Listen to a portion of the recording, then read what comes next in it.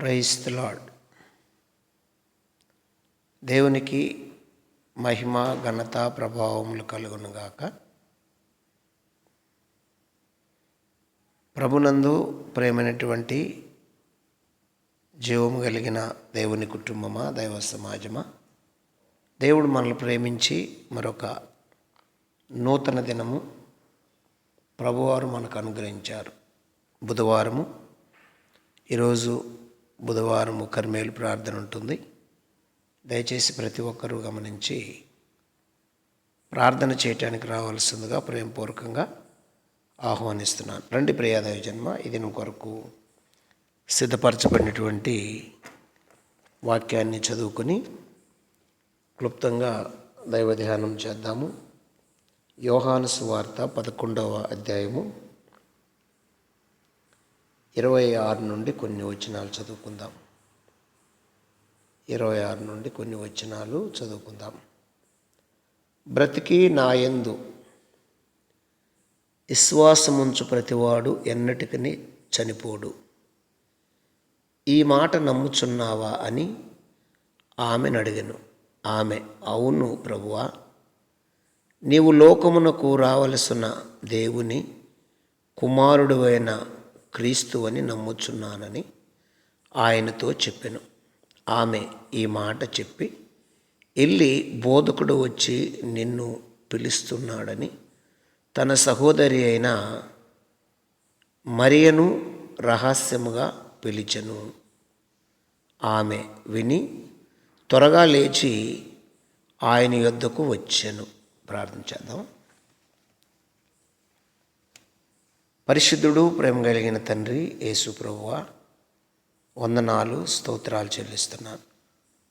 చదవబడిన వాక్యాన్ని ప్రభువా ఇరిచి మాకు వడ్డించి సారాంశం తెలియజేసి ఆత్మీయ ఆహారం దయచేయండి. మహిమ పొందండి. నాతో మాట్లాడండి, అందరితో మాట్లాడండి.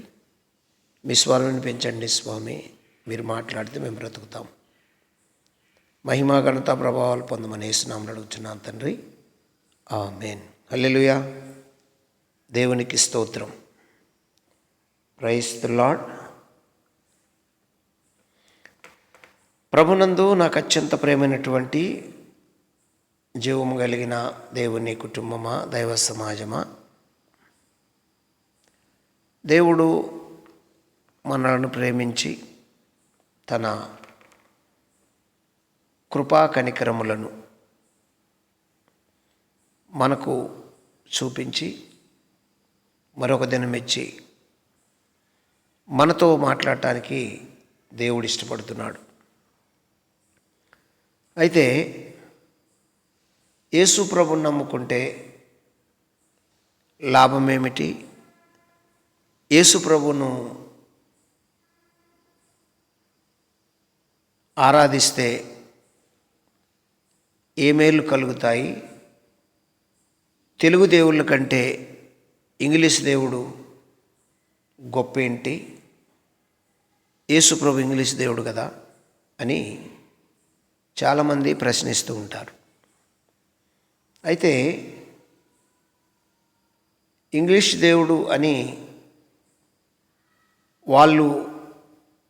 వాళ్ళకెవరో చెబితే విని వాళ్ళు దాన్ని నమ్మి దాని మీద బేస్ అయి ఉంటారు చాలామంది. ఇంకొంతమంది యేసుప్రభుని నమ్ముకొని కూడా సాక్ష్యంగా జీవించలేక, క్రీస్తు కొరకు సాక్ష్యం లేక జీవితము బోర్ల పడి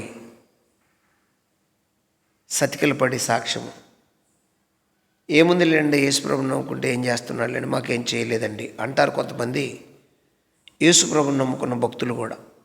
అయితే చాలా జాగ్రత్తగా మనం చదువుకున్న వాక్యాన్ని పరిశీలన చేస్తే, యేసు ప్రభువుని నమ్ముకుని విశ్వసిస్తే,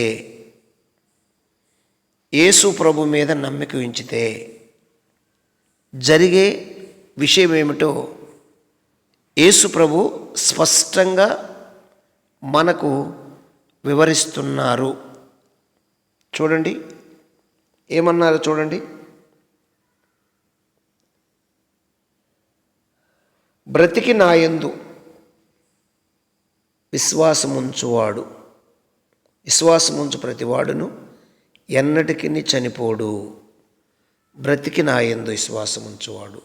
బ్రతికి అంటే 25వ వచనం, అందుకు యేసు పునరుత్థానమును జీవమును నేనే, నా యందు విశ్వసించువాడు చనిపోయినను బ్రతుకును, బ్రతికి నా యందు విశ్వాసముంచు ప్రతివాడును ఎన్నటికి చనిపోడు.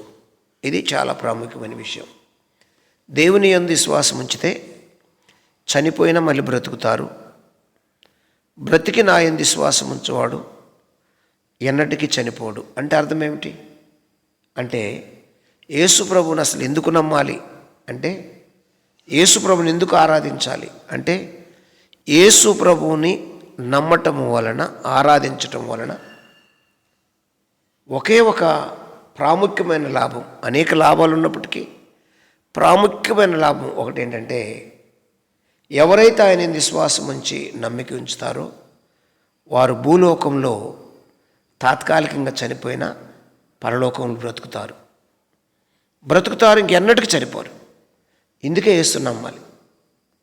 ఇది అసలు ప్రాముఖ్యమైనటువంటి పాయింట్. యేసుని ఎందుకు నమ్మాలి తెలుసా? ఆయన ఏం విశ్వాసం ఉంచిన వాడు ఈ భూలోకంలో ఒకవేళ శరీర సంబంధంగా మరణం అనేది వచ్చినప్పటికీ బ్రతుకుతాడు.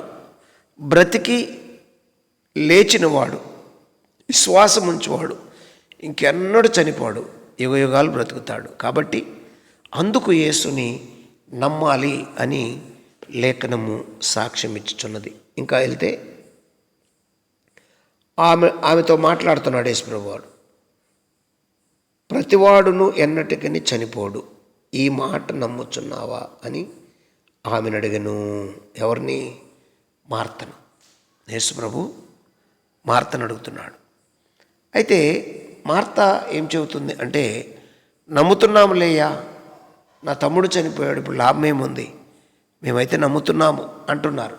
అంటే నమ్మినప్పుడు అనుమానం ఎందుకు అంటే, పైకి నమ్మడం, అంతరంగముల అనుమానం. దానివల్ల అంతరంగం ఎరిగిన దేవుడు కాబట్టి యేసు ప్రభు అది జాగ్రత్తగా పరిశీలిస్తున్నాడు. నమ్ముతున్నావా అనను. అవును. ఆమె, అవును ప్రభువా, నీవు లోకమునకు రావలసిన దేవుని కుమారుడు అయిన క్రీస్తు అని నమ్ముచున్నామని ఆయనతో చెప్పెను. ఆమె ఈ మాట చెప్పి వెళ్ళి, బోధకుడు వచ్చి నిన్ను పిలుచుచున్నాడని తన సహోదరి అయిన మరియను రహస్యముగా పిలిచెను. ఆమె విని త్వరగా లేచి ఆయన యొద్దకు వచ్చెను. ఇని త్వరగా లేచి, చాలామంది వింటారు కానీ త్వరపడరు. మాట వింటారు, శబ్దమైతే వింటారు కానీ త్వరపడి మాటను స్పందించి దగ్గరికి వెళ్ళి విషయం ఏంటో తెలుసుకోలేరు. కానీ ఈమె వెంటనే లేచి వెళ్ళి యేసు ప్రభు దగ్గర మరి ఆ మాటలు ఏమి చెబుతున్నాడో ఆయన ఆ మాటలు వింటుంది. ఆ మాటల విషయము, సారాంశము తెలుసుకుంటుంది. చూడండి, అందులోనే 3వ వచనంలో ఏమనుంది? అందుకు ఆ అక్కా చెల్లెండ్రు, ప్రభువా ఇదిగో నీవు ప్రేమించువాడు రోగి అయి ఉన్నాడని ఆయన వద్దకు వర్తమానం పంపిరి. అక్కా చెల్లెండ్లు వీరిరువురు కలిసి యేసు ప్రభు ప్రేమిస్తున్నటువంటి వ్యక్తి ఒక ఆయన ఉన్నాడు, ఆయన లాజరు. ఆయన దగ్గరికి వర్తమానం పంపించారు. పంపించి నువ్వు ప్రేమిస్తున్నటువంటి వ్యక్తి అని వాళ్ళు సంబోధిస్తున్నారు, చెబుతున్న మాటలు. అయితే యేసు ఏమన్నాడు? యేసు అది విని, ఈ వ్యాధి మరణము కొరకు వచ్చినది కాదు కానీ దేవుని కుమారుడు దాని వలన మహిమపరచబడినట్లు దేవుని మహిమ కొరకు వచ్చినదనిను. దేవునికి స్తోత్రం కలుగును గాక. ఈ వ్యాధి దేని కొరకు వచ్చిందంట? దేని కొరకు వచ్చిందంటే దేవుని మహిమ కొరకు. 5వ వచనం, యేసు మార్తను ఆమె సహోదరిని లాజరును ప్రేమించెను. యేసు ప్రభు ఎవరిని ప్రేమించాడు? మార్తను ప్రేమించాడు, ఆమె సహోదరుని ప్రేమించాడు, లాజరుని ప్రేమించాడు. ప్రేమిస్తున్నటువంటి ఆ వ్యక్తి అని అక్కడ వాళ్ళు సంబోధించినటువంటి లేఖనము. అయితే మనం 4లో చూసినటువంటి మాట, యేసు అది విని ఈ వ్యాధి మరణము కొరకు వచ్చినది కాదు కానీ దేవుని కుమారుడు దాని వలన మహిమపరచబడినట్లు దేవుని మహిమ కొరకు వచ్చినదనను. దేవునికి స్తోత్రం కలుగును గాక.